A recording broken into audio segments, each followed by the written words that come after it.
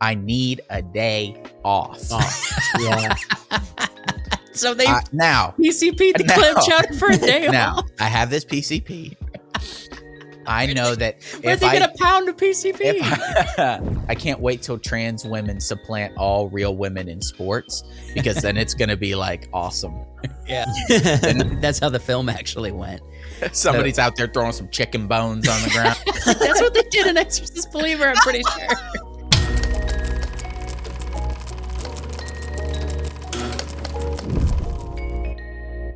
Welcome back to the Wacky Wonderful Wiseworks podcast. All you guys, gals, geeks, and goofballs.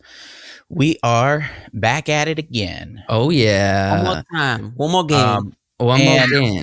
You know, I did want to mention something we didn't mention last week. Our new graphic. Yeah, we breezed by it. Look, it's a little breezing. So we're updating to at least this is look, updated for a modern audience. Shut that's a great teaser, dude. But I'm gonna be honest, that actually lends itself well to a tease. So let me tease real quick what this episode has in store for you, and then we'll get back on the graphic real quick. So we're going to be hitting all kinds of really cool stuff. First and foremost, well, not first and foremost necessarily, we're going to be talking about crazy mysteries associated with films. All right. Okay.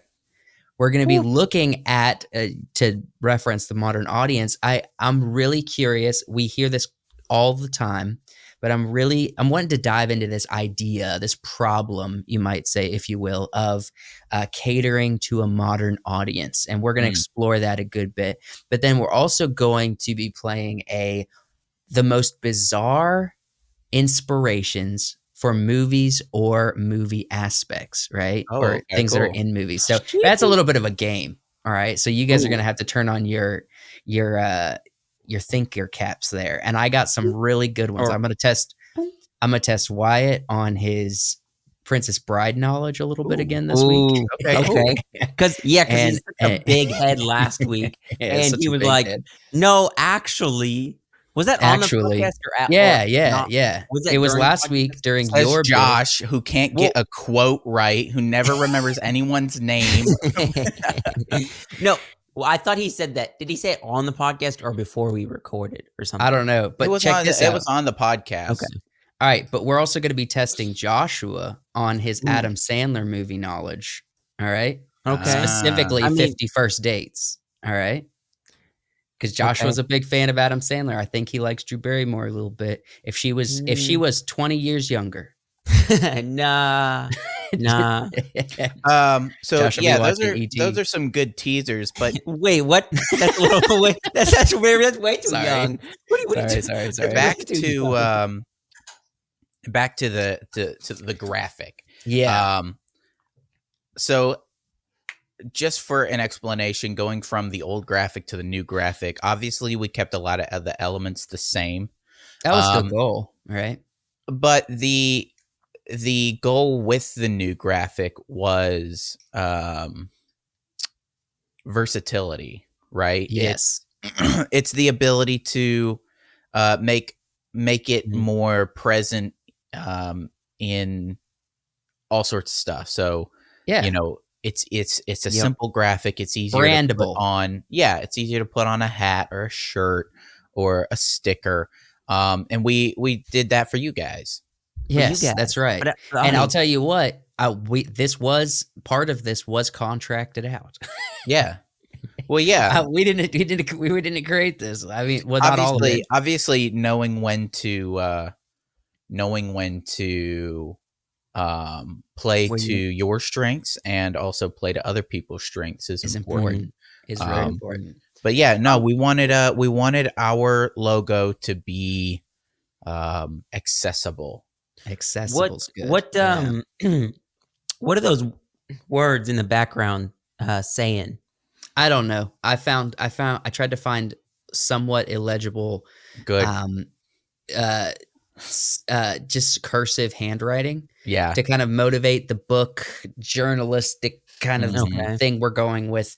I just needed a texturized background, and I looked for like printed words. I'm like, well, you can read these. People are going to be reading to try to figure out what it is. And I wanted it to be simple. So, it's whatever. Hopefully it's not, handwriting descriptive of like a 50 Shades of Grey kind of thing. Right. But it is what it is. But yeah, so we have a new graphic here to stay. Hope everyone loves it as much as we do. And I think it's miles ahead of our old one, in my opinion. Streets ahead, if you will. Streets and miles. Like we're talking about you saying miles, you're saying streets. So we talking about like blocks here? We talking? I was making one block here. I was quoting a TV show, but that's okay.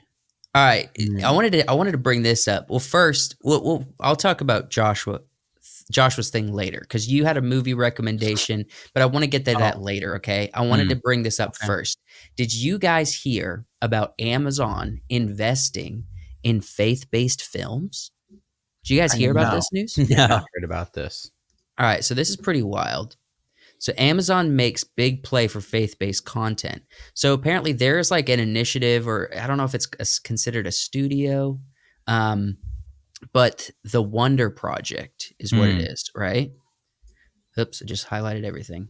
And they wanted to do a series called House of David, which, focuses on Saul a little bit. I think it's a live action. I could be. I honestly, I didn't dig too deep into this because of my other segments I was prioritizing, but I just saw this and came across it. It's interesting that Amazon is trying to dive into the faith-based thing. And I think it lends itself well to the idea, the question for Dallas Jenkins in particular, because he is really the spearheading the faith-based popularity content, right? So Dallas Jenkins has been up and down and never really quite took off until The Chosen as a creator, writer, director. Now that The Chosen is in its height and he's got a name because of The Chosen, do you think that when The Chosen is finished, he's talked about wanting to continue? There's a lot of Bible that you could do series on. Oh, you could do a lot. He's talked about interest around doing a lot of that stuff. So something like House of David is interesting, but he's not a part of that project. But in that same realm of what you see from The Chosen, do you think he's going to be, now that he's in himself a celebrity, a famous director, is he going to stick with Angel Studios and do shows that have to be self-funded, or he's like, I want something that's a little less stressful season to season? You know what I mean? I have an answer, but not really an answer, kind of. Because he could go and be a director for a faith series that Amazon funds. You know what I mean?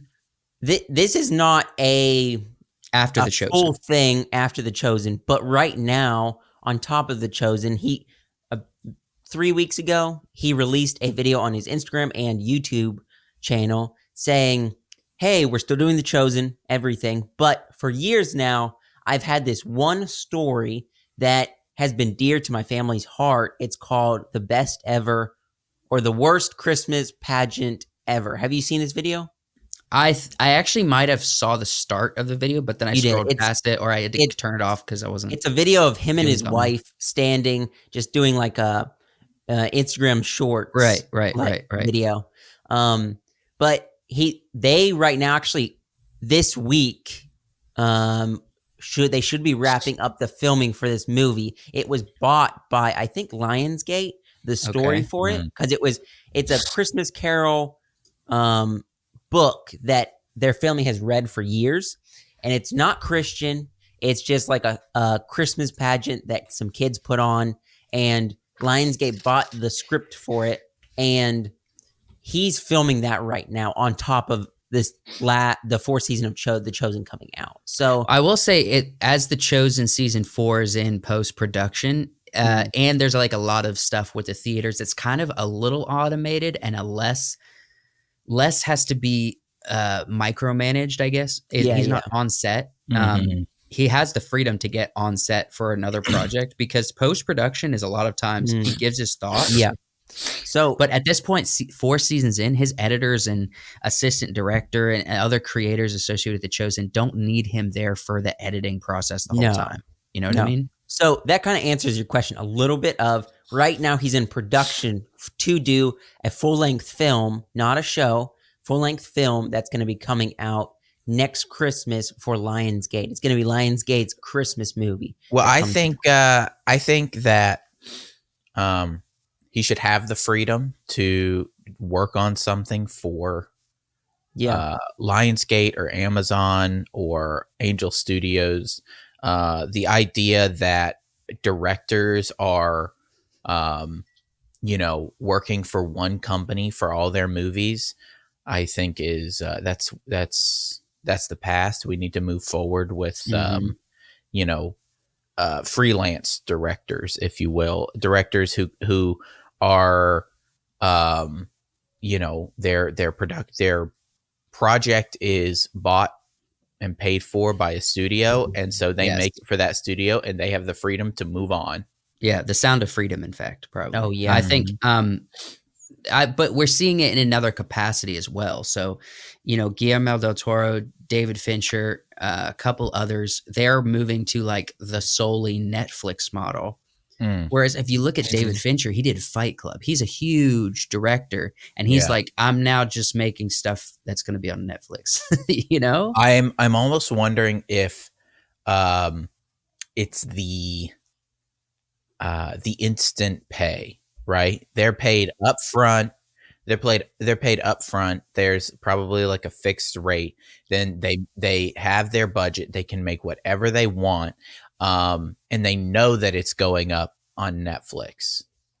Well, I mean, we've seen this a little bit now, like Ryan Reynolds and even Adam Sandler has been doing this for years now. So I know those are actors, but it's also this, the market is fluctuating. So, you might be working with Lionsgate, or you might be working with Disney, but you don't know if they're going to market your movie. You don't know if it's going to, get overlooked because Barbie and Oppenheimer came out at the same time. Yeah. And so, but that it's going to go up on Netflix, and that the general audience is going to have access to it, and they're going to have access to it from the very beginning for a long time.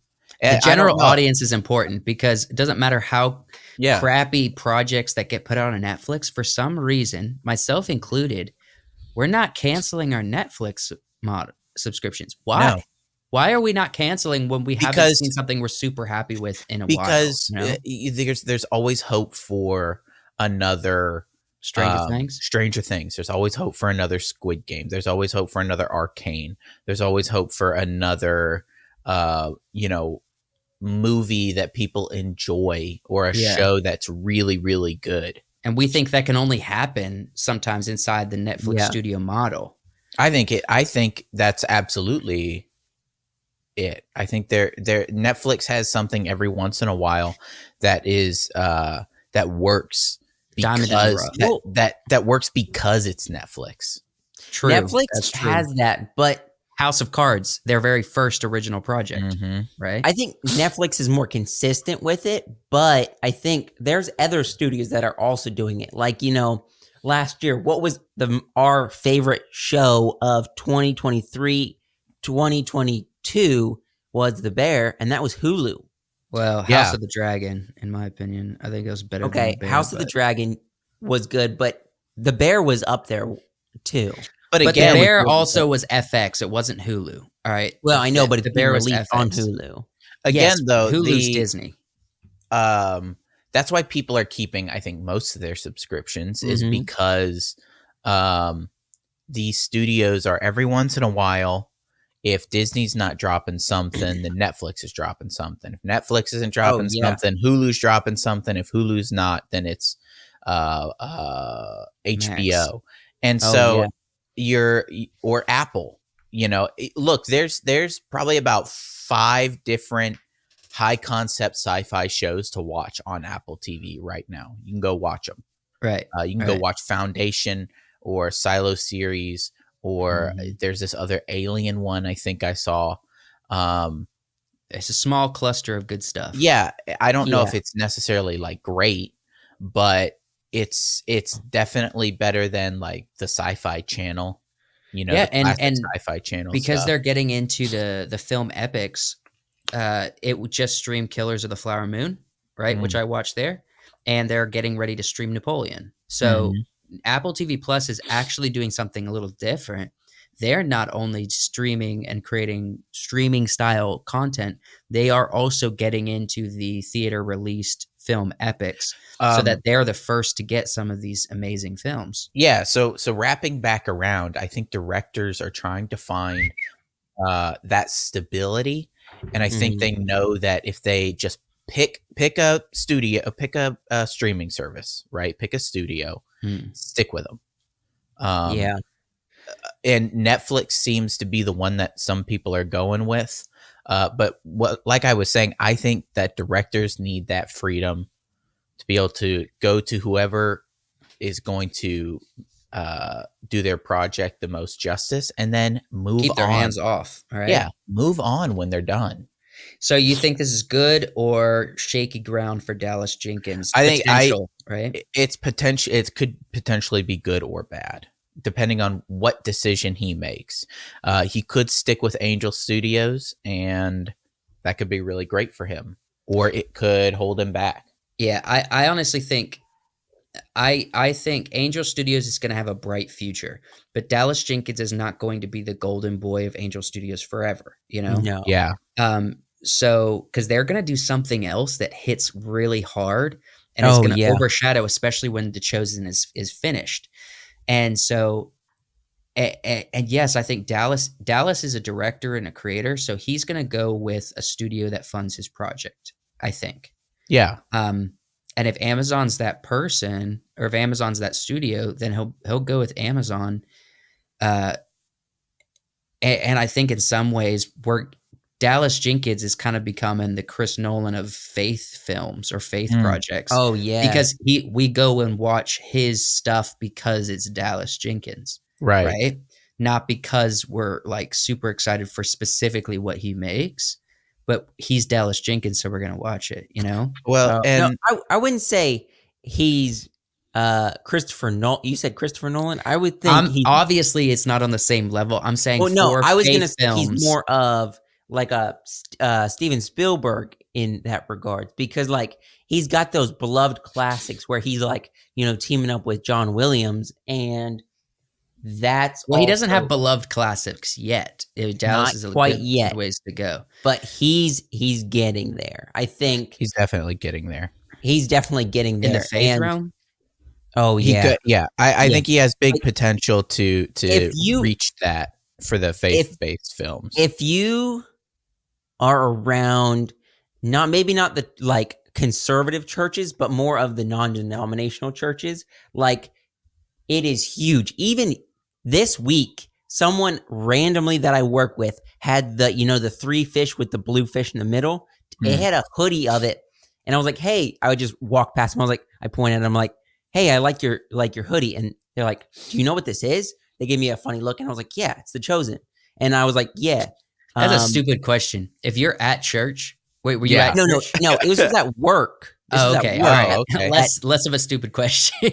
This was at where I work, a secular retail company that's very popular. An employee was wearing a hoodie with the Chosen stuff on it, and so he sees a guy working at Lowe's, and he's like, "You know this?" He was like, "Wait, you know this?" And I was like, "Yeah, it's The Chosen." And he was like, "What?" And then like the next day, he came up to me and was like, "I went and told my family that you knew exactly what this was." And I was like, "Yeah, dude." I would say people know about walking around of the American population. Walking around, I would say there's probably 2 out of 10 people that will know what that is. You know what I mean? Yeah. The Chosen is that big. Yeah, especially 2 out of 10 people, and that's South, me being where conservative, right? Yeah, especially here in the South, where like I guess a Christian, I guess, is more popular. It's kind of Christian culture, normal. Yeah, even if you're not a Christian, you know about it, and it's like you're aware of things. Right. Mhm. Right. That's all I have. I do want to move on, but I did want to just bring that up because that's big news. I mean, Amazon's investing a lot of stuff. They had a lot of layoffs. It's weird to know where they're going with their film and video future, but for some reason they're investing in this. And I know even like with Lionsgate, Hollywood studios for a season pick up faith-based stuff until faith-based stuff stops working. Then they stop. Then another faith-based thing down the road gets really popular, and then they start looking at it again. So they're looking at it right now. If this has legs to stand on for the next 10 years, I'll be very surprised. But at least right now, they're investing in it. Yeah, and if Amazon's greed and hunger for money is helpful in the pushing of more good faith-based content, then good. Good, You know? I guess. Good, I guess. As long as it doesn't turn into Noah and oh boy, whatever. Noah really was the capstone. Yeah, but I don't think of what that we've generation heard of faith-based content. Seen Dallas Jenkins, I don't think he would be involved in a project. Yeah, like that. He would put a stop to it or walk away and say no. Well, that's the thing, though. If a studio invests in Christian films, they make some Christian films with Christian people, and then they start giving Christian ideas or Christian stories to non-Christian people that are like Martin Scorsese doing. Well, Martin Scorsese is a Catholic, and although he's done some really raunchy films like Wolf of Wall Street, he does consider himself a lifelong Catholic, and so his Jesus film will be from the perspective of Catholicism. Yeah. So he's not really abandoning his core values or who he is as a person to do a Jesus film. It's just going to be a very Catholic Martin Scorsese Jesus film. That's what you can expect it to be. So mysteries on set. What? I got 3 big mysteries, which I did do AI generation for my cool. Very cool. I like it. Yeah. Sorry, I don't mean to scare people with an all of a sudden jump to, but if you're watching the podcast. What's with these fonts for this? Dude, I took what Google Slides had for me, and I just get them up there. Mysteries on set. I didn't throw this in Photoshop. He really said, "Let there be white space." Right. Yes, exactly. So mysteries on set. I got 3 mysteries that I found a bunch online. These were the 3 that I felt were the most interesting to me, or actually had the most, mixed with a popular film, combined with strange phenomenon or a strange scenario that people found themselves in that ultimately were. I'll give you this. 2 of them are unsolved-ish. Like there's not a good explanation. The 3rd has been solved, but it was solved like in 2022 and was unsolved since I think the 70s. Okay. Wow. Ooh. So, and I'll give you a hint. It's related to the movie Jaws. Ooh. All right. Ooh. But the first one, we're going to talk about the Titanic. Okay. Mr. Cameron. Mr. Cameron. I just watched the movie the other day. Did you? Yeah. Did you enjoy it still? It is what it is. You've seen it once. You've seen it. It's nothing special. All right. So this doesn't deal with murder. This doesn't deal with spiritual or demonic activity in any capacity, which teases you up for what the next ones are. Okay. But this does deal with questionable food poisoning, or was it real poisoning? Right? All right. So murder on the Titanic. The Titanic. I was going to say Oriental. All right. This was a scenario where 57 people were spiked or poisoned with PCP on set while filming the Titanic. Awesome. For the cast and crew. It's funny. Chowder. It's funny. E. coli you could be like, okay, yeah, something was bad. It's been in a freezer or whatever. PCP is not That's a naturally that's intentional. All right, so But so it let was me this- read some of this. Okay.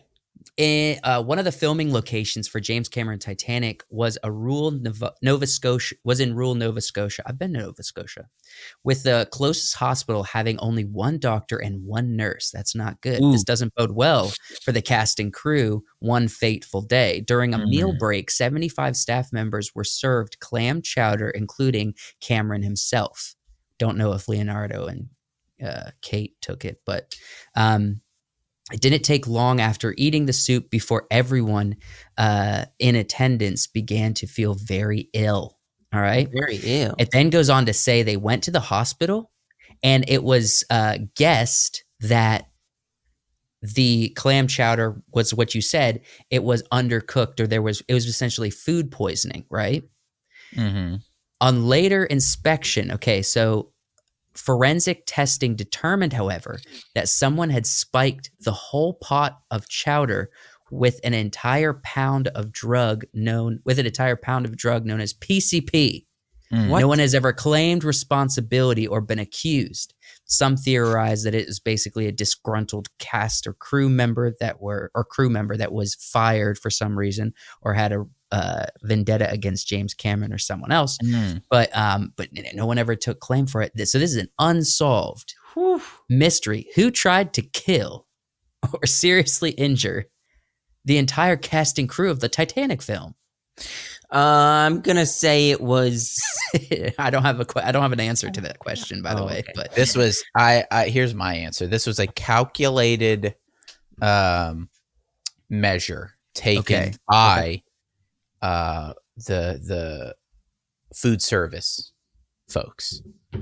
They were being worked too hard. Too hard. Well, there had to have been a lot of crew members. A lot of people. 75 people are eating, and you're sitting there, and you're like, I've been up since 4 a.m. and my babies are at home, and they need their mama, and I'm here cooking. I hate it here in Nova Scotia. I hate it here. Canada I hate sucks. it here in Nova Scotia, and Mr. Cameron is just, expecting too much. I need a day off. Yeah. So they now PCP'd the clam chowder for a day now off. I have this PCP. I know that Where'd they get a pound of PCP? Well, kitchen people have their ways. Okay, kitchen people, but also like the film community, like the art people. They always got some kind of drug that they be doing. Oh yeah, and that like this person, especially the reason that they spiked the clam chowder is because it's like, this is a big pot. There's a lot of food. Right. Yeah, it's a massive pot. I can put this much PCP in, stir it around. It's gonna dilute. We're gonna serve it to people, and they're not gonna die, but they're gonna get sick. And then food services, they think that it's bad clams. I get the day off. But can you see, like, I mean, you definitely get the feeling that maybe they bought. It would be funnier. This would be a really funny skit if if the kitchen staff bought the PCP from Cameron. Okay. And so he's just clutching his stomach, and people are running back and forth across the set, and he just looks up, and the chef is there with a spoon in his hand, just looking at him across the set, dead in the eyes. And he knows that he can't say anything because he was in possession of PCP. Yeah. Right. But he can't. But we know he can't say anything. We know, but he knows. Yeah, you've got it's funny. The Heart Will Go On playing as they stare at each other in the eyes, and then the back of his trousers just. Yeah, it's over. Wait, what was that, Joseph? Everyone starts. 75 people get loose in their pants. All right, let's move on to the next one. That's a great theory. I like the kitchen staff theory. Yeah, blame the kitchen staff.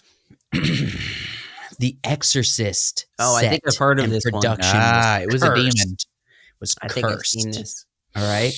I will say this: most demon or spiritual activity films claim this because it's good for what do you call it? Marketing, right? Yeah. Yeah. It's really good. It's good for marketing. However, there are phenomenons that actually happen outside of anyone's control that happened due to this film. All right. Okay. Yep.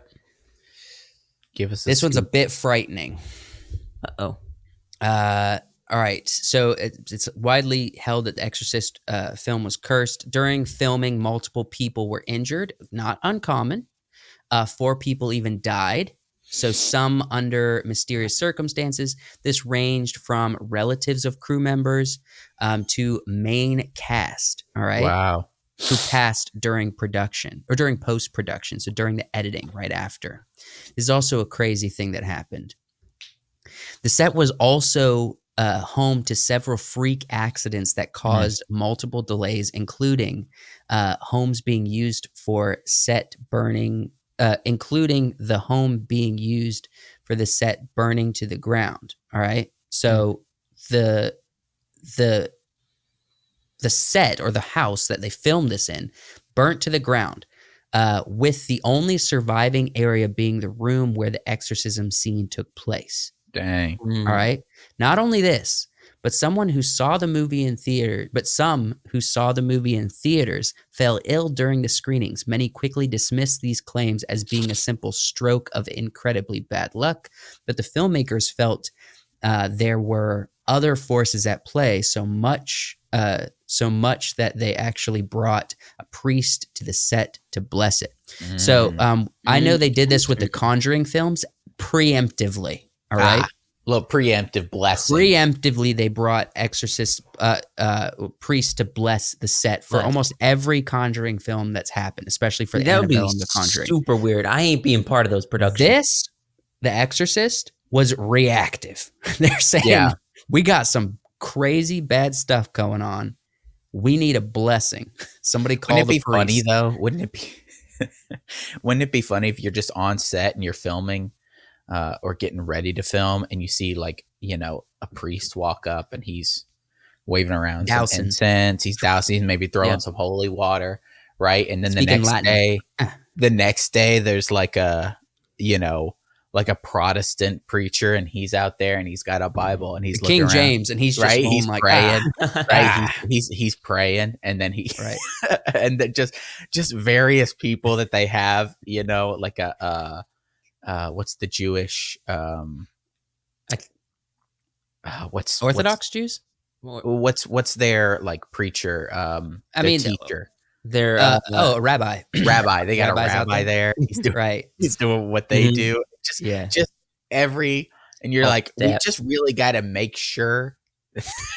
Well, that's how Exorcist Believer kind of goes. They had exorcism from multiple different religious backgrounds.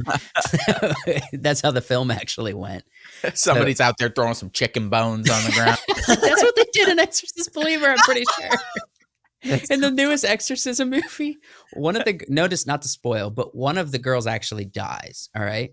So that girl don't get out. The other one gets exorcised by not a Christian based faith, but it was like some other voodoo based faith, right? Based faith. Oh my God. The chicken bones are a part of it. Oh, you're just laying on. You're just the exorcist girl. You're laying on the bed, a Bible. Like the candle, the Jewish candle, some chicken bones, some holy water. They're all just thrown on top of you. Let's hope. One of those sound makers where you turn it upside down, it goes. a rain maker. Yeah, rain maker. Like a Thor's hammer necklace. Why am I picturing someone's got one and then they get one of the cow ones? The cow one. This is all that I could find at Walmart. Friggin', I don't know. An atheist tosses like an iPad or something on the. Be like, I don't know. Enjoy yourself. Scientology. Tom Cruise is there. Right. Just wait, why is just it's like yeah? Tom Cruise the only Scientologist like ever. Well, the only one that He's people the know. famous one. He's the famous one. But they're just giving motivational speeches to the person. And then you're just right? laying on the bed, shaking, and there's just all this crap on top of you. Right. So that's the crazy thing that happens with The Exorcist. And this was, I think, I mean, there's been horror films, but this was the big one where they kind of went like, we're going hard. No audience has seen anything like this before.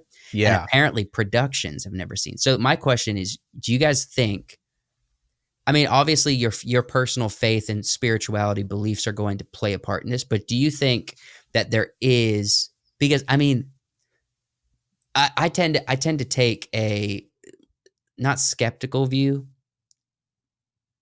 It is skeptical, but not because I don't believe something like this can happen, but rather like even just look at this picture. You see the wires off of the ceiling that's holding her up. So when you're on set, the realism that you're editing together, it's just not that real. When it comes down to it, it's just a house. You know what I mean? It's just a girl with face paint on who's acting silly in between, and her like a normal girl. Yeah. And with like in between takes, a normal girl that's just kind of fun, and she has some fun ideas about life, and she's entertaining everybody with her energy. Right. And so I just don't see how something like that's just going to conjure a demonic activity unless someone like brings some demonic activity to the set. You know what I mean? Or demonic openings, like welcoming doors or whatever. Here's a theory. Okay. There is something to there's definitely, I think, something to the irreverence of the Bible, of God's name. Okay. And definitely on a movie set, there's not going to be too much reverence for those things. Right. And so I think it's absolutely possible that when you are, when you're allowing that sort of behavior, and especially using it for personal gain and everything, you maybe invite a little bit of catastrophe, a little bit of attention onto yourself. Right. I know there was some pretty crazy things written into the script for during the exorcism that is very irreverent to God, right? Right. Yeah. In this film. So, but that's expected if you talk about someone who's possessed by a demon. But yeah, you're right. I think an environment of people with different backgrounds, with an interest in making a film like this, that kind of thing. You know what I mean? You maybe you have dabbled into stuff that you probably shouldn't have, and you bringing stuff around. We also don't know the personal history of the folks, working on this film. Lots of people are into lots of different things, and you bring that with you where you go. Right. That's I kind of had that same thought. I feel like there's almost an innate feeling around that, because there's a kid when we were little, Josh, you remember, I don't want to say his name, but he just was open to all kinds of weird beliefs, and he went to the church. You know who I'm talking about? Yeah. And we invited him to like a boys' camp out in their parents' backyard one time, and he just started going on and on about his beliefs about monsters and spirits and stuff that like are in the woods. And it's like, right, you're a little delusional, but also just his willingness to be open to that gave me a weird vibe, because he's very serious about this stuff. You know what I mean? Right. Also could have been on the spectrum a little bit, but right. Yeah. But just a very weird vibe around him that came with that. So I see what you're saying. The openness and the backgrounds can bring up, you could just bring that wherever you go. Right. I mean? And I know a lot of people would probably look at this and say, all right, well, Christianity is pretty crazy too. You're, putting your faith into something you can't see. And you would be right. You would be correct to be skeptical, but there's also, a big portion of it is, morality. Yeah. Well, There's majority of it's morality. the big, it's morality, it's kindness, it's, Love. living Others before in, yourself. yeah, living in the light, right? Whereas a lot of these things, there's don't have those Well, morals, think about don't have this, that idea of staying in the light, staying away right? from the darker things. Yeah, Satanism is very self-focused and selfish Hmm. for the point of it, and it's also like Satanism is built around the idea of making fun of Christianity more than it is Mm. like actual Satan worship. Yeah. But that aside, you have things like Scientology, which is very self-focused. It's what can I do to make my life maxed out? You know what I Hmm. mean? Yeah. You have things Min like maxing. right. I don't want to name all of them because I don't want to just go on a tangent about what I believe I think is right. But you're right. Christianity is built around this idea of very strong morals that surpasses just what the Bible says about it. It's Right. like to the human soul, it's this is right, this is good, this is wrong, and the Bible gives clarity to that. When you feel like something's wrong in your conscience, your Jiminy Cricket, Right. the Yeah. Bible covered that already. It tells you, hey, that's the right thing to do. So your Jiminy Cricket's aligned with what the Bible points out as Yeah, morality. You know what I mean? it's staying in the good and staying away from the bad. Right. And yeah, your conscience kind of knows what's what. Even in, I would say, the secular morality realm. Yeah. And so yeah, if you're bringing if you're bringing other stuff into it, then I think you're inviting trouble, and you don't I want to Right. mean, invite trouble. Right.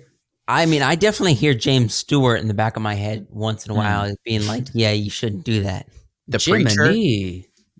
James James Stewart, the Stewart, preacher, or Jimmy Stewart, the actor. Jimmy Stewart, the actor. Jimmy. No, it's James Stewart. That's his name. James I think Stewart. it goes either way, Jimmy Yeah, or James.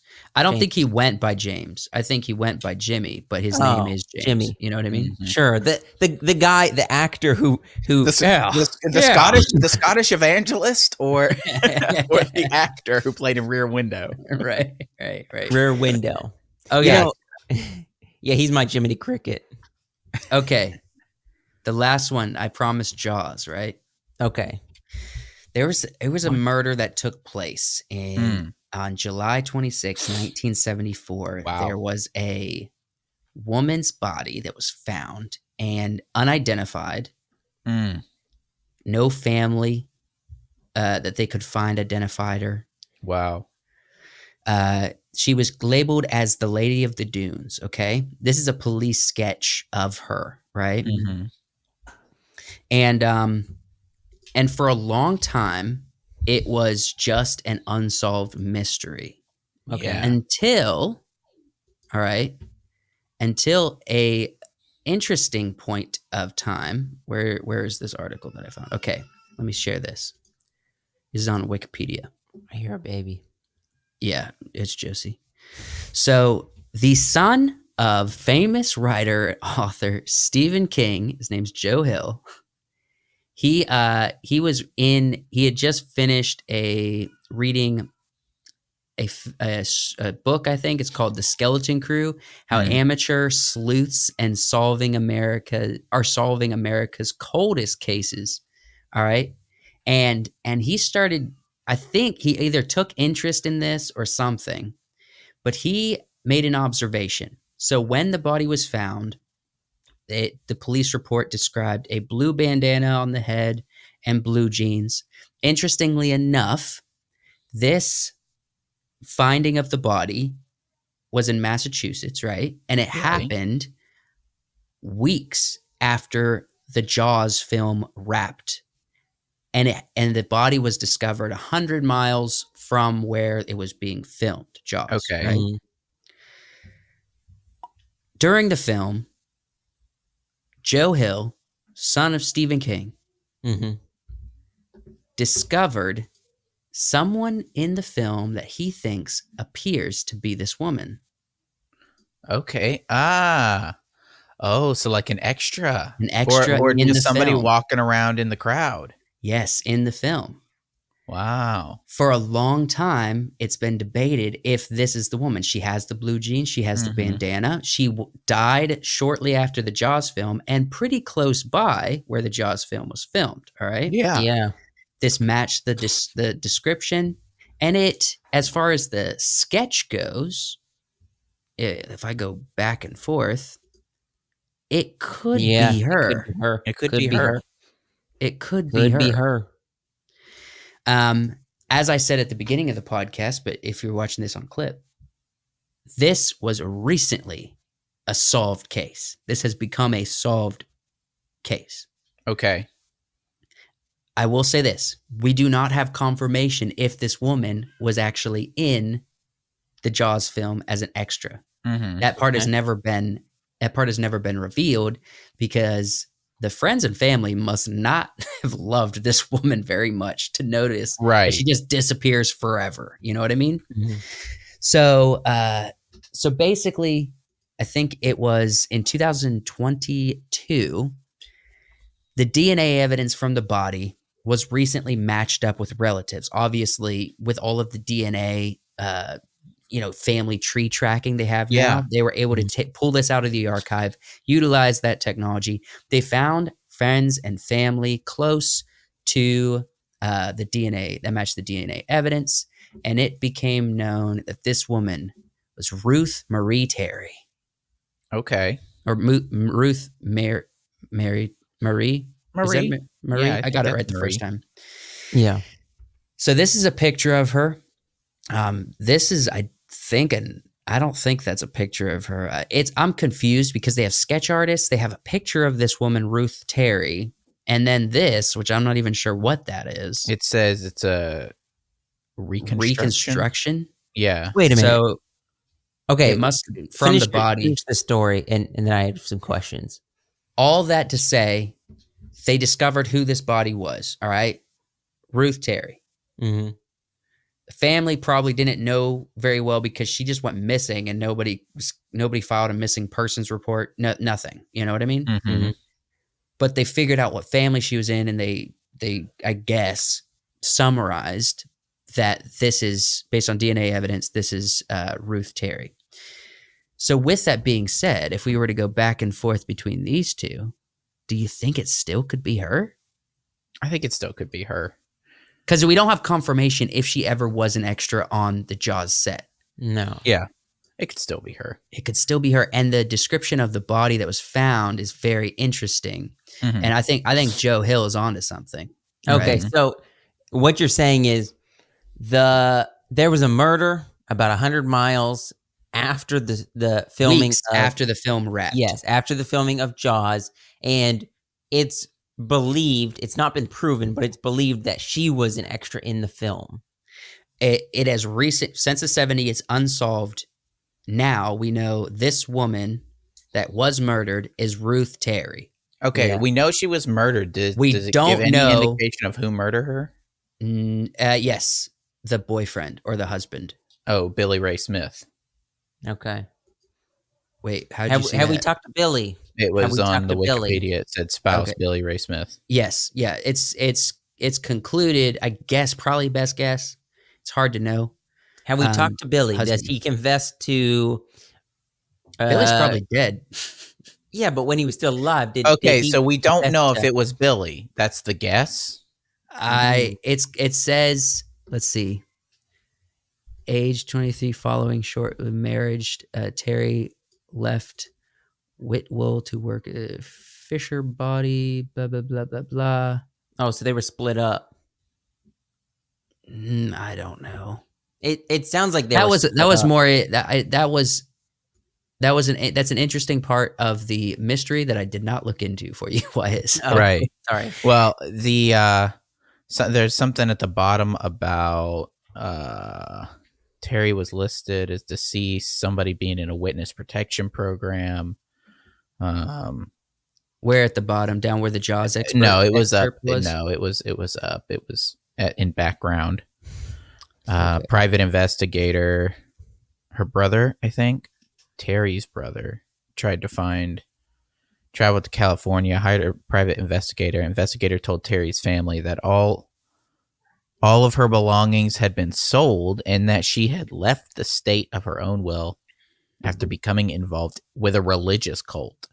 In the 2 decades prior to her identification, Terry was listed as deceased in her family obituaries. Carol theorized that she was in a witness protection program and could not contact her family. Wouldn't that be wild if wouldn't it be wild if you're in a witness protection program in Massachusetts? Wait a minute. And the person who was trying to find you and killed you found you and killed you, right? Like on the set of Jaws, like they were working on Jaws. Oh, that's crazy. That would be pretty They rough. noticed you in Massachusetts, and they're like, "All right, well, I'll wait for a little while, wait till we're wrapped, right? And then I'll go find her and kill her." Or Dang. Even like, that a friend of so a friend creepy. Be like, her husband's friend or somebody. Yeah, worked on. Weren't you looking for your wife? Hey man, hey Billy Ray. Hey Billy Ray, weren't you looking for that broad Terry? Yeah, she's I just saw her the other day on Massachusetts. Yeah, she's filming this Spielberg film, this Spielberg shark film. And people film. I haven't seen the shark they're using. They just have a bunch of cameras all the time. Mm-hmm. I don't see any sharks, but she's out here. People talk too, so even if he just like saw her and talked to her, he might call up the husband or something and be like, "Hey, I saw her the other day because." I thought your wife was dead. Everybody thought, or it was somebody else part of that religious cult who was like, it called their religious leader, was like, "Oh, dude, I just found that one that got away." Yeah, that's crazy. There's so much crazy stuff going on with this. There is. All right, we do have to move on though. Oh yeah, we do. But before we do, thank you, Shelby. An hour into the podcast. Right. And thank you, Shelby. I told you we have a doozy today. What did I say? What did I say? Well, Shelby, thank you for being a Patreon supporter. If you guys want to support us on Patreon, go check that out. There's a lot of exclusive content. And this podcast comes out on Monday rather than Friday. So several days early. You get a pre-show. You get exclusive watch parties, and go check it out if that sounds interesting. Thank you, Shelby. We love you. All right, Joshua, you said you had a recommendation. You wanted to recommendation or more of a review. So we watched Self-Reliance last night with Jake Johnson and Anna Kendrick. Mm-hmm. Jake Johnson's first directorial debut. It was really good. I mean, I wouldn't say it was like the best film ever, but I told Ethan, I'm like, I'm going to put this on. We're going to peep at it. And if it's not captivating us, we can switch to something else. We finished the movie. It was good. Yeah. Yeah. It was enjoyable. It really was enjoyable. Definitely had that indie feel. Mm-hmm. Good.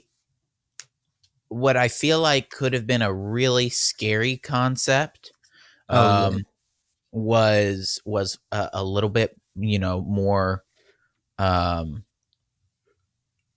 what's the word I'm looking for? Downplayed. Because the movie does a really good job of making you unsure if all of this is in Jake Johnson's head. Yeah. Or if it's really happening. Even at the end. Okay. You're thinking, was it real? Happened? Is it actually happening? And that's that's a really good way to tell a story. And it didn't. So it was almost a comedy / love story. Right. Yeah. I wish they had maybe leaned into the love story bit. Yeah. So, and that's what I was going to touch on. They didn't lean heavily into either side. It was just almost where they leaned into was Jake Johnson's character. They leaned into his life and like who he was as an individual. So it was like a telling of his story, but it had a through plot of a story in it. I think it needed about 20 more minutes of the movie so that we could have spent a little bit more time with Anna Kendrick's character. Oh yeah. And gotten Yeah. maybe a little bit more serious with that Mhm. because it's a little bit it's a little bit, not goofy, but they're having a fun time. Mhm.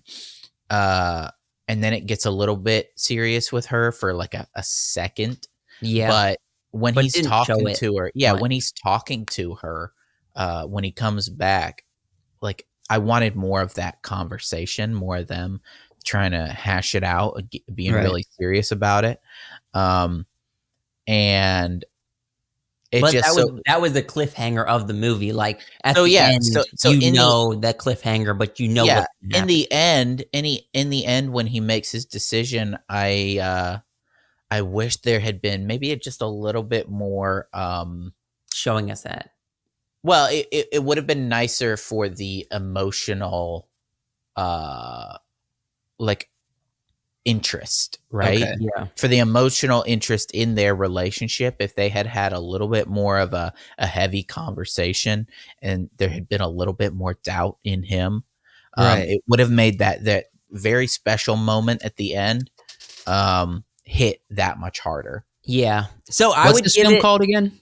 Self-Reliance. And Self-Reliance. an interesting thing that I didn't know about, it's Jake Johnson, but Andy Samberg and Lowly Island? Is that his production company? Lonely Island. Yeah. They're the ones who I thought that was self-supported his this. rap name. Well, they're the ones who did this film. They supported Mhm. it. That's why Andy Samberg is in this movie, because they're Yeah. the ones who funded this movie. I didn't know that. Yeah, Did you know and that, Joseph? aside from No.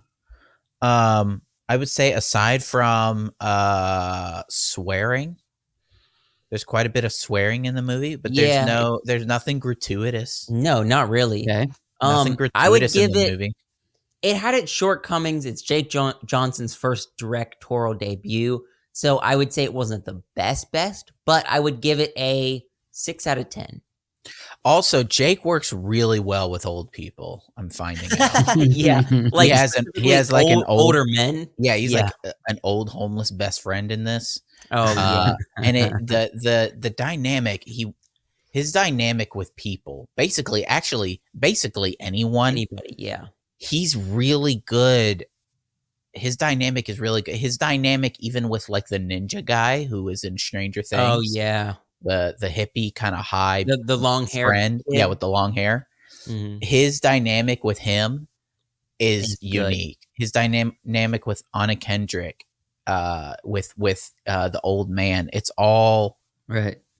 he's really good at character work and relationships with people. Jake Johnson is he does what Quentin Tarantino does, where he has those long conversational based scenes, because Jake Mhm. Johnson is good at that. But he adds like a touch of humor in them to make them good, but I think I almost want a little bit more serious, and then they would be like perfect. Because Jake Right. Johnson is good at that, having the natural conversations. I would definitely recommend it. That's my recommendation. Yeah, give it a watch. Okay, and since I haven't seen the movie, I will watch it. But I think of a podcast that would pair well with watching this film is go to Rick Glassman's "Take Your Shoes Off" podcast. Oh yeah, yep. He just came out with a podcast with Jake Johnson. I would recommend maybe watching the film and then watching the podcast. I'm doing the reverse. I watch the podcast, then I'm going to watch the film. Mm-hmm. So, but I feel like if you watch the podcast after the film, you might actually really enjoy that conversation. Yeah. And the playfulness and humor of that podcast is great. Absolutely. All right. We have a problem. Hmm. All right. New stories for modern audiences. Joshua, where'd you go? Sorry, I had to grab some real quick. I'll be right back. All right. New stories for modern audiences. This is a hard to define, but constantly repeated narrative. All right. And we're seeing it not just in films. In fact, I have an example that I'm going to pick on this person as well as giving them a little slack. Okay. Okay. So if anyone is listening or watching this, I'm sure at some point, if you're annoyed with the current version of storytelling and filmmaking, it's all under this guide of attempting to create new stories for modern audiences. All right. Yeah. So if they're doing remakes of, say, Star Wars, well, we're trying to do new Star Wars for modern audiences. And in my opinion, at least when it comes to movies, and I feel like in the gaming world, I've heard whispers of it not being well accepted there either, right? Oh boy, it's bad in the gaming world. Also, do you guys like this AI generated art? Yeah, that's pretty cool. That's cool. the best. Cool. All right. So modern audience, you see all the different audience members there? Yeah, all right. Wait, dude, it's diverse. I think I see I see Andrew Santino there. That's Andrew Santino right there with yeah, I see him right there. I'm sure Bobby's in there somewhere. Right. But a black woman, probably gay, is front and left. Center. Biggest on the Yeah. Make her gay and lame. Now, I want to play a clip that is from the new Indiana Jones and the Circle of something, right? Yeah. You don't even know the name. I've seen some clips from the game itself, and the game actually looks pretty fun. It does. Now, I'll say this. The game on the surface looks good. The creators seem to have their heads in the right place for capturing a fun Indiana Jones game. I'm not a huge gamer, and so I can't speak into this as much, and I'll let gaming channels and Wyatt say what they will about this. But I don't have a problem with this. I have a problem with, I had a reaction, which I think a lot of people did if they watched this video. It's kind of the behind the scenes making of the game. It's like a big promo video that was released. Yeah. First off, I think it's the chief narrative officer for this game. So again, the people that are saying this new story for modern audiences, they seem to fall into the woke crowd. And when I say they fall into the woke crowd, he doesn't have to tell you if he goes by he. Right. You just have to see him. All right. Okay. So let's watch this. So the people that are controlling the way the stories for these things go. All right. Sure. Now we have the opportunity to tell a new Indiana Jones story for a modern gaming audience. Okay. Oh, so boy. that said senior Oh, narrative designer. boy. All right. Is what his title was. So the person. All right. So look, I'll play a clip from the game trailer just so people can say, look, this does look kind of cool. Protector of the Chukulimani, the Great Circle. All right, let me back it up a touch because that's just like a little, like this is actually gameplay. All right, trap, adventure, fight. Right. Ooh, cool. Yeah, I'll keep going. He's about to jump wings. Woo! All right. All right. So look, it looks pretty cool. And everything up to this point, you're like, all right, I respect these. And then we get to the senior, and I said, I'm going to give him some flack and pick on him. All right. Because he might be a true gamer that really cares about Indiana Jones and the adventure and the story and the love for everything. Yeah. But when you are the person the senior narrative designer mixed with big thing, the way you choose to present yourself. Oh, yeah. Visually, where we obviously know what groups you hang out with and what you care about politically and what you care about socially. It's obviously because you wear it on not just your sleeves, but your chest and your head. You know what I mean? Yeah. Maybe in your pants. Who knows? But you're literally wearing what you value, but you are the one that seems to be in charge of the narrative design for this game. Yeah. So my question is, you see all these wonderful looking people that are associated with this game, and then the person that looks like that seems to be the one who's designing the story for this game. Are you going to show us or no? Yeah, we saw black, it. Black that's screen. I don't know if we're going to have something up there. Look, yeah, let me pull him back up. So here's the thing, because I think his name was Gerard. Okay, Mr. Jaw. Look at all these wonderful people. Yeah, beautiful woman who cares about Indiana Jones. Right. Yeah. here's the thing. Okay. When we get into this idea of narrative for Mhm. you, right? We know what's important for us narratively, and we know what's important for California and for this kind of crowd. We know it's important for them narratively. And when you put this person as head of your narrative, Narrative right? design. Narrative design for the modern audience. We know who he thinks the modern audience is. Well, it does say senior narrative design, so he could be high up on the team. Maybe he's not making the decisions. Right, but the modern audience is him. And people like him. That's the big question is that's what the is the problem. modern audience? The modern audience is a minority. Okay. It's not a majority. The modern audience that they're attempting to cater to is a minority. And the problem, so that's the problem. When you say you're catering to a modern audience, that phrasing is wrong. You should be catering to a general audience. Right. And I feel like all of Hollywood in the past has done this general audience, and then they switched it to modern audiences, which we don't even know exactly how that's defined. In my opinion, because I looked up, I have 5 articles that define it differently. Some people say it's because of attention spans with technology. Some people say it's because of identity politics and what is society. Other people are saying it has to do with interpersonality with stories because people are so glued to technology and virtual communication that they highly value and connect with things that make them feel personally with the content. So it's defined in so many ways of what the modern audience is, but it's interesting that the people that tend to be designing the narratives for these existing IPs, which are created for the general audiences to make the most money and to please the most amount of people, switched it. And what is the quote he says? Let me back it up a hair.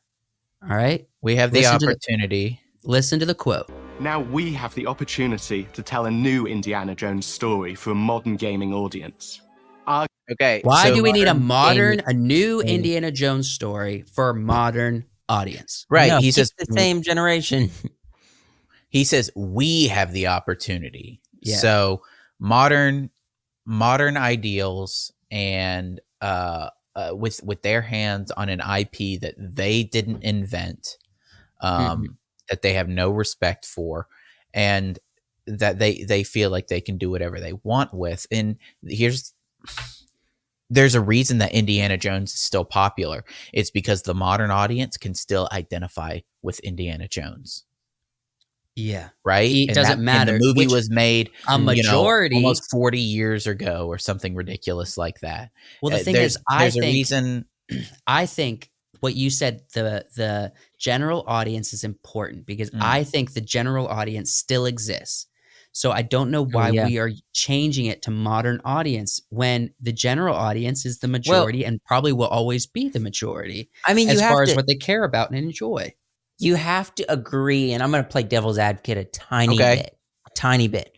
The general audience, the existing audience that are fans of Indiana Jones, okay, when the movie came out, is going to be like our parents. And are our parents sitting down and playing a video game? No. No, absolutely not. So but we're also talking, this is just the recent example. This bleeds into every form of entertainment as well, not just gaming. I'm just saying, like, someone who was in their early 20s or in their 20s, maybe getting into their 30s, back when the movie came out, the first Indiana Jones movie, are probably not going to be the people playing this game. True, but the reason that Indiana Jones is still popular is because people still identify with the character. Oh, yeah. I mean, value what he values. And I mean, we watched the movie when we were younger, and we weren't around when it came out. So the game needs to do the same thing. It needs people to identify with Indiana Jones, who he is in the movies, It needs to be the same in the game. Which the same in the game is to general audiences. And if you are making it for a modern audience, you are coming at it from the wrong perspective. And it's interesting that the person that looks like he does, which if you're listening on audio, he's wearing a Pride shirt. He's got a side head shave. Yeah. A side head shave. That mixed with his other physical appearance attributes screams highly woke liberal values, right? Right. And so I hate to be this guy, but I would respect him and everything that he said more if he did not look the way he did. Right. That's what I'm saying. I'd be interested to hear how he defines with what he said, and if he just presented himself in a better way, and like a professional way. How are you supposed to tell a story that everybody can identify with, which isn't the goal? They don't want a story that everybody can identify with. They want a story they can identify with. But how do you tell a story that everybody can identify with when you can't, when people can't identify with you? No. Right? Well, also think about this. Everybody in that video is talking about things that the fan of the classic Indiana Jones cares about. And they're like, sounds good. The high-end creator, the guy directing, if you will, the game itself. He's saying all the right things for fans of Indiana Jones. And then we hit this guy with his appearance and the talking point that other people with the same appearance says is news stories for modern audiences. Why is that?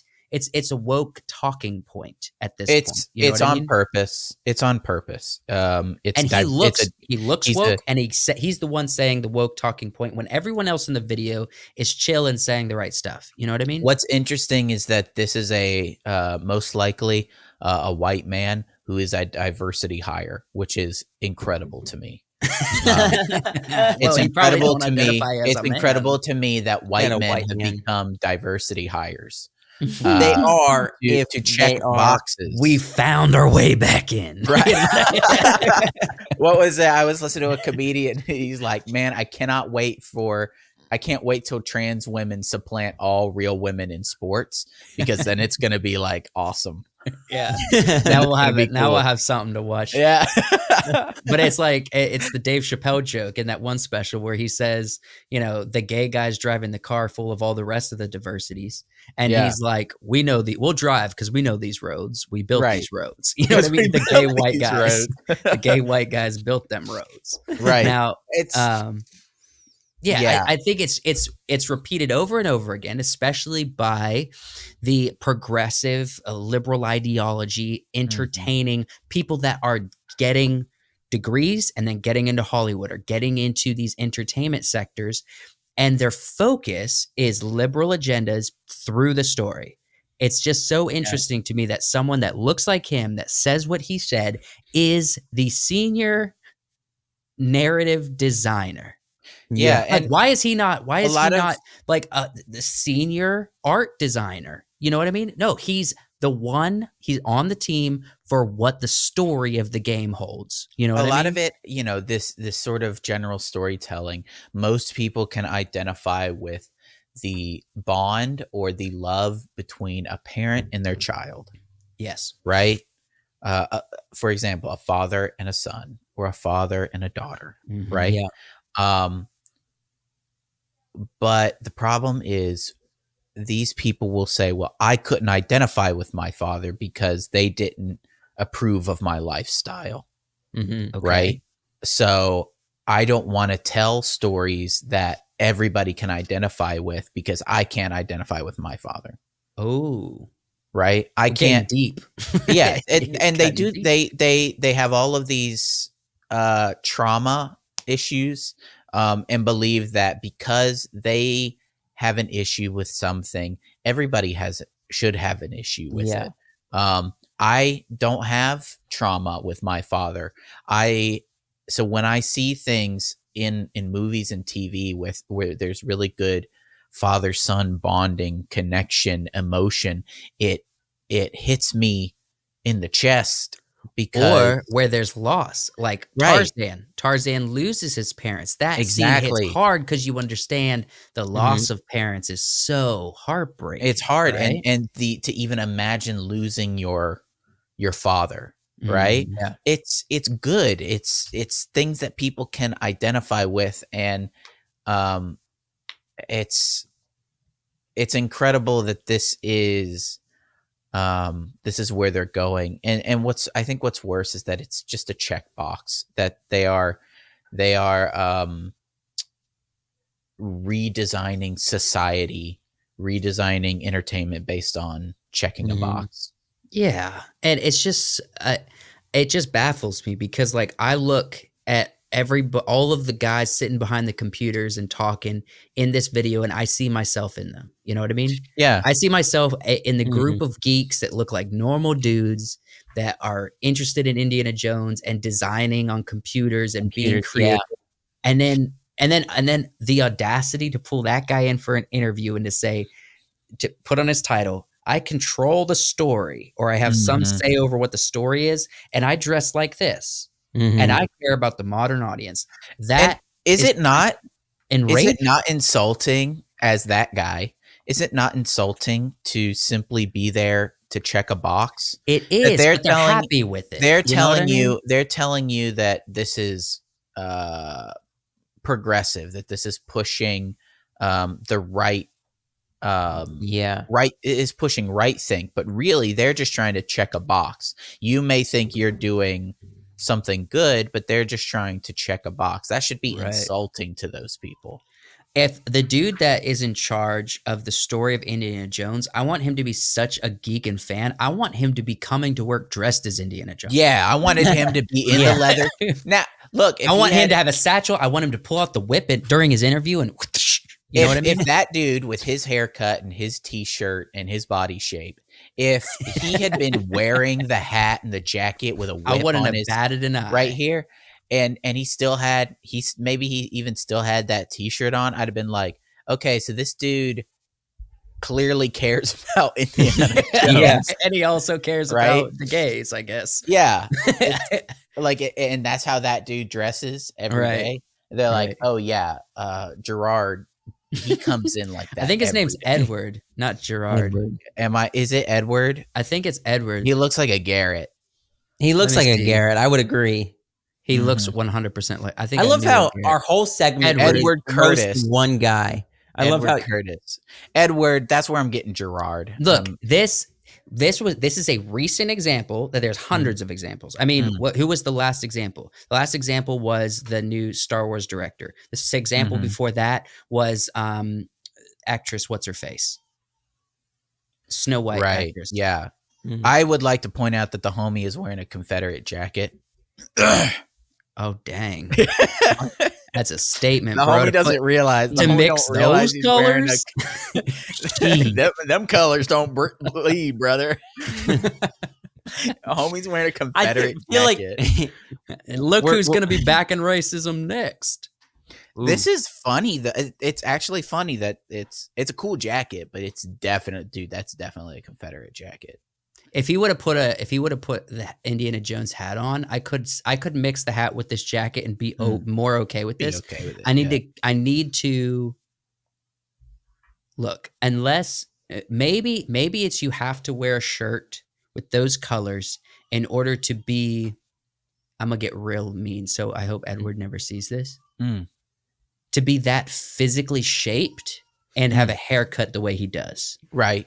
Yeah, because a haircut the way he does, you need to be a jacked Viking looking dude, but you're not. You look like a Pillsbury. I would say his haircut's not helping him. His haircut's not helping him out. Body and shape I'm gonna say a lot of people in this community have the same problem. And I would say I would actually say to Eddie, shave it off. You would look great with just a bald head. Yeah, you could be bald. Yeah, we're calling him Eddie now. Eddie, Ed or whatever. I would definitely say to shave it off. The bald head look would be good. Maybe, yeah. And if you're really trying to get progressive, maybe a Confederate jacket. Ain't the move. Ain't the move. Yeah, I wouldn't go for I mean, hold on. If he wants to be real edgy, I mean, there's all this anti-Semitism going around in that community these days. Just throw on on the sleeve. Go for it. mean, see what right. happens. You're also I don't know if wearing you can say that in our you're also podcast. wearing the right colors, right? There's. I'll dip that. I'm just word. saying. I'll I'm dip just audio saying on that. word. I'm just saying that the Confederate jacket is a little bit of an oxymoron with the rest of his whole vibe. Right. Josh, So- why you get all tense when I said the word? Josh's muscles. Josh is tight right now. Joshua's lower back got all tense and a bead of sweat. I'm just dripped thinking of our down. podcast and where we're going with this. Not that I'm It's all don't agree right. with you guys. Just I'm thinking, Look, there's a lot. There's more people. Obviously, I'm telling a joke. yes. On top of that, there's a lot of people that feel the same way that we feel. Mhm. We got to give voice to it. And we don't do this all the time. But I did want to tackle this with this guy as the example. New stories for modern audiences. I think the conclusion to this is the modern audience is somewhat defined. It's being clouded in mystery. But the real thing that we don't even need to worry about the modern audience, worry about the general audience. Create entertainment for them. That's what Tom Cruise is doing, right? Oh, Tom Yeah. Cruise is All the doing successful it. stories And and the audience. films and books and games are gearing it towards the general audience. They get successful. So I don't know what to say other than that. I think that's a good place to kind of hold, bookmark this conversation as far as modern audiences go. Okay. Well, it's definitely more and more present in the entertainment industry. It's leaked into the gaming industry. It's leaked into the book industry. And so it's getting harder and harder to avoid it, man. You're looking at articles and you're just like, man, how do I get away from Hollywood, California crap, man? I just want to have a good time. I'm just here for a good time, Right? Not a long time, Yeah. right? And man, it sometimes seems really combative. It seems impossible, dude. Yeah. So Seems impossible. but no, I think talking about what people want to see, what people enjoy seeing, making it known what the general audience actually wants is important to Right. having studios actually make that. Right. Because also when you say modern audiences, we don't know how you define that. Right. Everybody defines it differently. Yeah. And with that, I think we should hit up some fun games. Okay. Fun. You got something for me. You got something for Wyatt. Got This is something gonna be for you. fun. So we got And trivia. right. Trivia. Now, trivia is good for podcasting. Yes. That's what Yeah. I found because you learn something and you have fun guessing, right? Okay. When you're doing We a keep game you that guessing. requires talking, trivia is it, right? So let's go to the first question. This is multiple choice, and this is called Bizarre Movie Inspirations. Again with the font. Yeah. Yeah. I was about to say, I'm glad you preempted because I was about to Right. say. Bizarre movie inspirations. I feel like this I'll say season is this. not going to be page to projector. It's going to be just the AI generated season. No. I think I'm just gonna try my best to get some AI generation art because it's so accessible now. Oh And yeah, it's fun. It makes it more unique. You need to use. I'm the not tools that we stealing have. content. Yeah, I'm not No. stealing from Google Images all the time. I'm Yeah. creating using my Yeah. friend Artificial. Is that your friend? Is that his name? Artificial. Yeah, it's his first name. Now, here's the first question. I think I got Okay. 7 questions. Yes. So you guys keep track of how when you get one correct. All right. Okay. 7 questions. All right. Alfred Hitchcock features the distrust of police officers in his films. This is because option A, he was arrested many times while filming. Option B, he was locked in a jail cell as a kid. Option C, he had a notorious drinking and driving problem. I'm not keeping track of your points, so you guys got to do that. Say option C. You're It going just- with I'm gonna- size C. Hitchcock seems like the kind of guy. See, I agree. That's my first instinct. I did multiple choice, so you guys can pick different if you want. All right. I'm gonna go with B just because I think I want to do different than Wyatt. Okay. So you're going with B? Yep, and he's going with C. All right. The answer is B. Woo! Oh, wow. He was locked in a jail cell as a kid. Actually, his dad locked him up in a jail cell as a kid as a punishment for him doing a petty, technically illegal crime, but it wasn't like something he was getting caught for. He doesn't explain what it was, but his dad found out, and as a consequence, he went and locked him in a jail cell for like 5 minutes. And apparently that traumatized him. I think he was 5 years old. I think it was 5 years old, and he is never, he's at a phobia. He calls it a phobia of the police. Okay. All right. All right. The Country Bears movie was based on, all right, a dream the director had, an old country song, or a Disney World ride.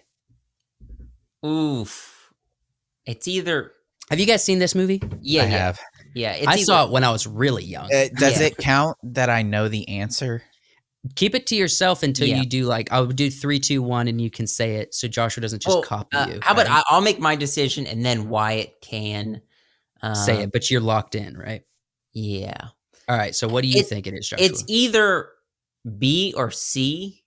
My first instinct was B, but I don't know. It could be a ride. I'm going to say it's not, only because I know Pirates of the Caribbean was based on a ride. I was going to say there is other examples of There's definitely rides. other examples of movies that came from a Disney World ride. Right. I'm going to say B, but I'm not sure. All right. What is it? I'm pretty sure it's a ride. I'm pretty sure it's an experience. C, a Disney World ride. I knew it. Right. I knew it was one of them. So it's 1-1. 1-1. Okay, you guys are tied up.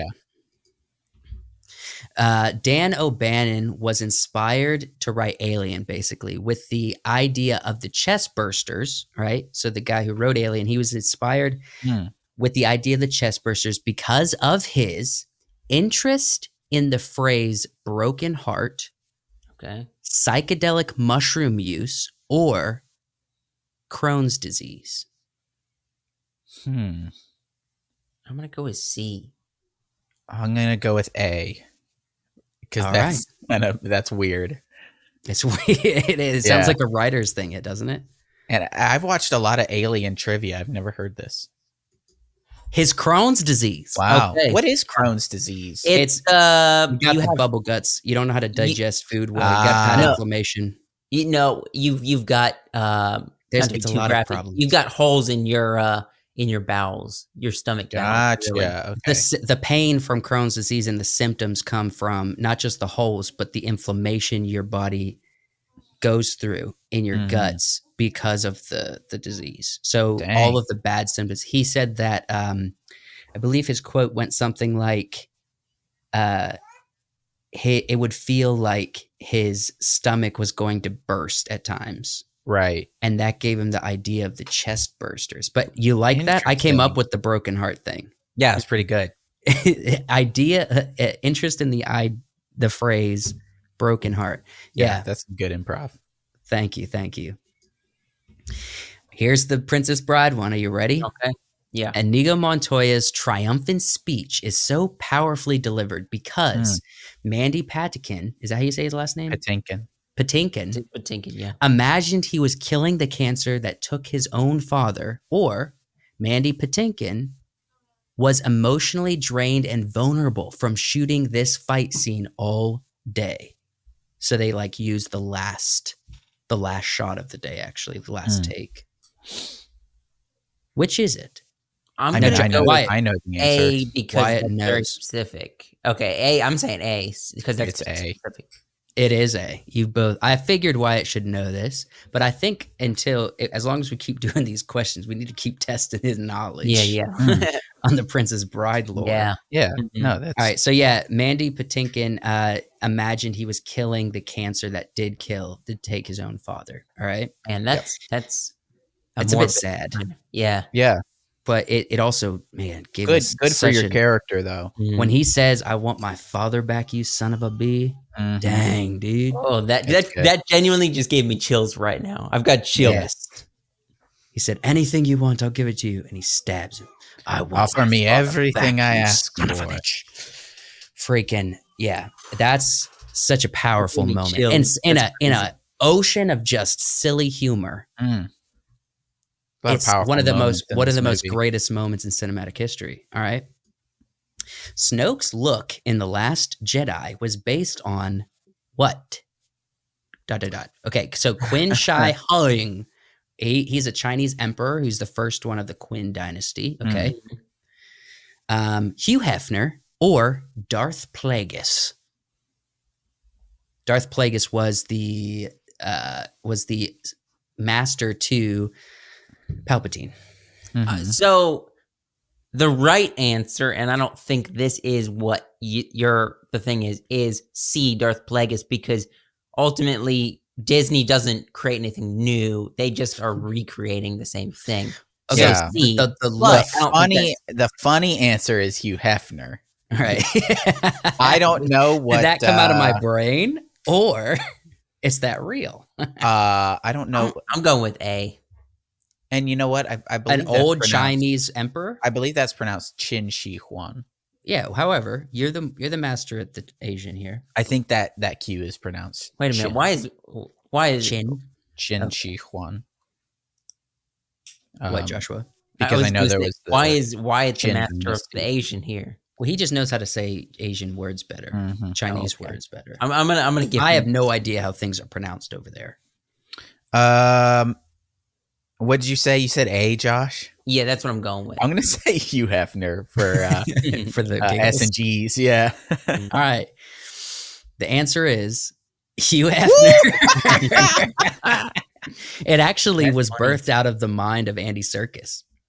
So, like the outfit he was wearing, they were I thinking should of. have said Hugh Hefner because Joseph probably doesn't really know who Hugh Hefner was. Yes, I do. Hugh Hefner was the guy who started Playboy, and he always wore the you robe. know, but you wouldn't have randomly just picked off. Oh, let me pick Hugh Hefner because You might be right about that. I would probably have never thought you would of have picked Hugh somebody Hefner. else. I should have guessed Hugh Hefner only because of that. You would have said like if it But was see, you coming up here, with, you would have been like That's the beauty he's of multiple choice. I'm shading it in mystery. yeah, you would have said he's a look of John Wayne or something like that. Like a character that's Probably. old, but like you kind of know. Well, that's what I did with the Chinese emperor. I just Googled famous Chinese emperors, found one that seemed like he wore a pop collar with his outfit kind of thing. But yeah, Andy Serkis and another person kind of designed the look, like the outfit of Snoke based on the Hugh Hefner look. That's funny. Right? Interesting.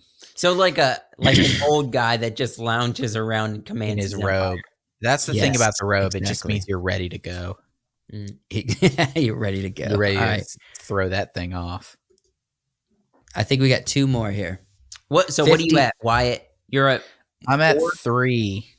Oh, 3. I thought you. Okay. What are you at, Joshua? I think I missed like 2. I'm also at 3. We're a tie? Yeah, if he missed 2, then yes, we're a tie right now. All right, 2 more. 50 First Dates is inspired by a real person, the writer's concussion experience, or a school play. I'm pretty sure. Do you guys both seen this movie, right? It's been a long time since I've seen You get the premise, movie. though, right? You know, you remember the premise? A woman has to refigure out her life each day because every day she wakes up, she goes back to the day she had a brain traumatic experience of some sort. So she keeps playing the same day. And so everyone that comes into her life... play the day. She can't remember anything before the day. Past that event. Right. Or after that event. She only every day, she has to re-meet like the Adam Sandler character that comes in to be her boyfriend and husband in the story. And they eventually have kids and everything. So, and every day she has to relearn all of this new relationship. I'm like pretty sure I know the answer to this, so I have no idea. So I'm gonna answer Dang. I'm gonna answer A. Just a real person. It is A. I'm like 90% sure that there was an actual person that did that. Yeah. A real person. Wow. Michelle Philpotts. Yep. Is the if for anyone who wants to do some research and hear her story, Michelle Philpotts. Wow. Is the real person that this premise for the film is based on. Same premise. She keeps reliving the same day, or like every day she wakes up, she's on the same day. Yeah. I think it's 1994, if my memory serves, that she's replaying some one day in 1994. All right. Interesting. She's still alive. Last one. The Dark Knight Joker makeup style was based on only two options here: a child's drawing and artist's paintings. Are you guys tied up right now? Yeah. Yeah. All right. I feel like you guys are. This is a The best thing would be each of you pick different ones. Yeah, I think So, that's probably the goal here. I already know if we're talking about Heath Ledger's Joker, Heath Ledger would not let the makeup artists do his makeup for this role because he said that they would make it too perfect, and he wanted to make it very blocky, messed up, and he didn't want it to be perfect. But Chris Nolan was inspired for how the makeup should look, and then gave that look to Heath Ledger to do on himself. Mm-hmm. I'm gonna say A because I think that's it's A. A child's drawing is good. That's a really solid answer. So I'll go with B, because I think there's also potential for an artist's painting. All right. For All the Bones, an artist's painting. Ah. And here's some of his work. Francis Bacon. Chris Nolan ended up buying an entire book full of this guy's art because the makeup was inspired as that messy, kind of almost disfigured style. Yeah. That this artist would make. It absolutely could have been a child's crayon. Yeah. Actually, the reason I put that in there is because there was a fake theory going around the internet that it was inspired from a child's drawing. So it was a fake theory, pronounced incorrect. But it was a theory. It was a theory. Chris Nolan did an interview where he explained the inspiration, and it was this guy, this artist's work. So that means with a close run, Wyatt takes it with what's the final score between you two? I have 5. Joshua has 4. Yep. Good job, fellas. Did you learn anything? Yeah. Yeah. Those stories at the beginning were interesting. Mm-hmm. Oh yeah. Have you guys heard about all this Saltburn stuff going on? I just know that it's a film I am going to avoid like the plague. Yeah. I have not. I keep hearing little snippets about it, and I'm like, I don't want to know any more about this movie. I feel like Amazon Prime recently released a video with the actors reading positive tweets. I feel like those tweets have to be plants, right? Because anybody with a decent head on their shoulders is not going to watch this film and be like, what an amazing, what an incredible story where this disgusting act that happens in the film represents this, coming of age kind of narrative. But you don't realize that comments on the internet are actually more like, I'm sending hate from India. That's like, unalive yourself and things like that. That's the internet. That's the real internet. Yeah. I don't know about that. Maybe you'll have to explain that to me later. Maybe not this second. I don't want to, but it's a lot of grossness. Yeah, it's pretty gross. Pretty gross stuff. Which actually would be a great follow up for Barry, the actor, to dive right into the role of the Joker in Matt Reeves' series after this film. You're demented in this film, so dive right into the Joker. You know what I mean? Mm-hmm. You guys remember that clip? You remember the details? It's pretty gross. That's Barry. It is kind of gross. that clip with the deleted scene or whatever. Mm-hmm. I am very interested. I would be very interested to see that more of that Joker. You know what I mean? Yeah.